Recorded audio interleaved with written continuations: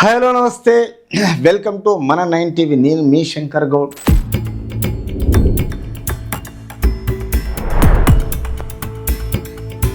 అవినీతి మానేసి హామీలపై దృష్టి పెట్టండి. సీఎం రేవంత్కు లేఖలో బీఆర్ఎస్ వర్కింగ్ ప్రెసిడెంట్ కేటీఆర్. దొడ్డువడ్లకు కూడా 500 బోనస్ ప్రకటించాలని డిమాండ్, లేకపోతే రైతుల తరపున పోరాడతామని సృష్టీకరణ.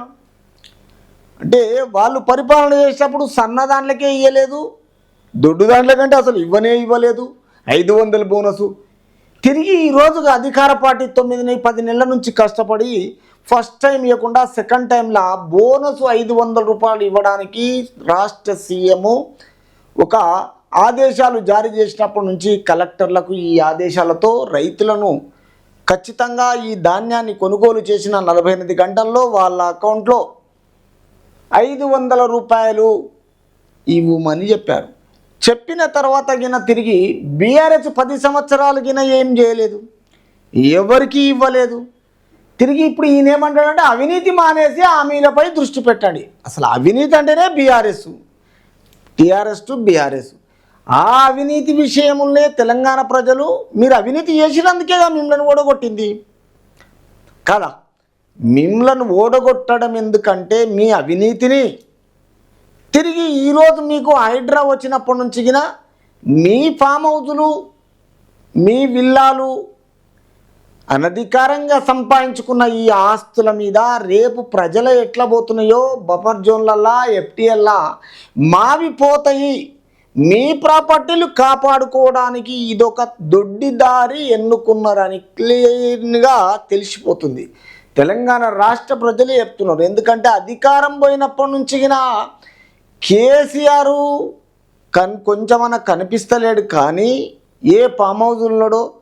కానీ ఇల్లీగల్గా మాత్రం వీళ్ళు అధికారంలో లేకున్నా అధికారంలో ఉన్నట్టుగా హరీష్ రావు ఈ కేటీఆర్ పెద్ద ఒక రమ్మిల జోకర్ లాగా రెగ్యులర్గా ప్రజలలోకి వచ్చి కొన్ని ప్రీపెయిడ్ ఛానళ్ళతో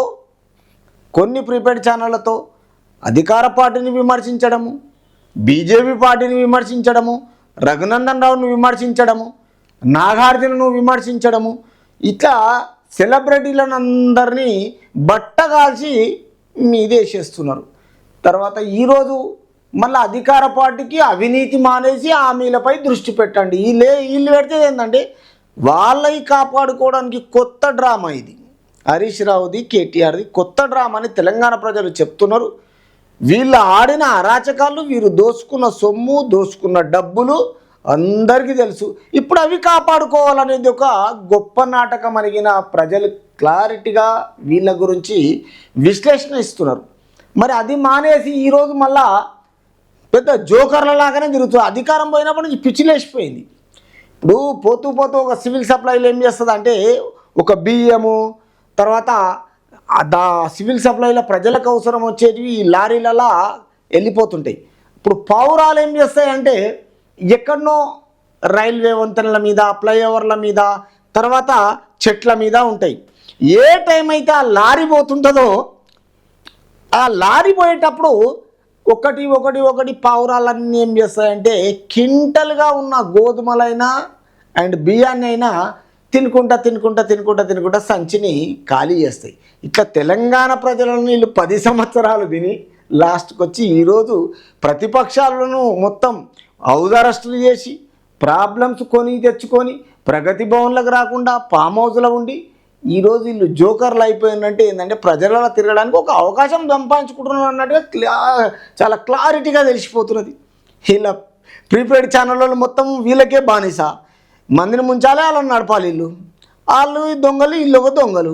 ఇది ఎందుకంటే అందుకే ప్రజలు ఏం చేసారు, వీళ్ళను చక్కగా మీరు ప్రజల్లో అందుబాటులో ఉండే కాబిలే లేరు, మీరు దొంగలు, మీరు సంపాదించుకున్నారు, మీరు ఎక్కడికి వెళ్ళి వచ్చిండ్రు, మీ అఫిడవిట్లో ఉన్నప్పటి నుంచి మీరు 10 సంవత్సరాల మీ స్థాయి ఏంది, ఇప్పుడు ఎక్కడికి వెళ్ళిండ్రు మీరు, అసలు మీ స్థాయిని బయట పెట్టడానికి మిమ్మల్ని ఓడిస్తున్నామని క్లారిటీగా చెప్పి ఓడటం జరిగింది.